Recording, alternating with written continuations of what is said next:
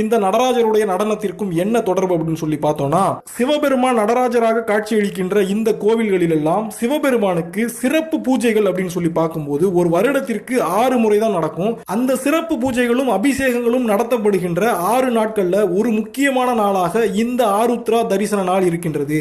மார்கழி மாதத்தில் வருகின்ற பௌர்ணமி என்றுதான் இந்த ஆருத்ரா அபிஷேகமானது நடத்தப்படுகின்றது. ஆருத்ரா அபிஷேகத்தில் என்ன வித்தியாசமா இருக்கின்றது?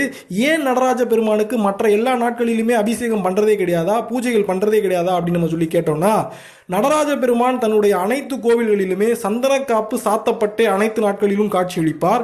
இந்த ஆருத்ரா தரிசனத்தின் போது மட்டும் சிவபெருமானுடைய சந்தன காப்பானது கலைக்கப்பட்டு அவருக்கான சிறப்பு பூஜைகள் நடத்தப்பட்டு ஆருத்ரா தரிசனமானது பக்தர்களுக்கு வழங்கப்படும். சரி, இந்த ஆருத்ரா தரிசனம்ங்கிற பழக்கம் எப்போ இருந்து வந்தது, இதுக்கு பின்னால என்ன கதை இருக்கு அப்படின்னு சொல்லி பார்க்கும்போது, சிவபெருமானுடைய 2 மிகப்பெரிய பக்தர்களாக விளங்கிய பதஞ்சலி முனிவரும்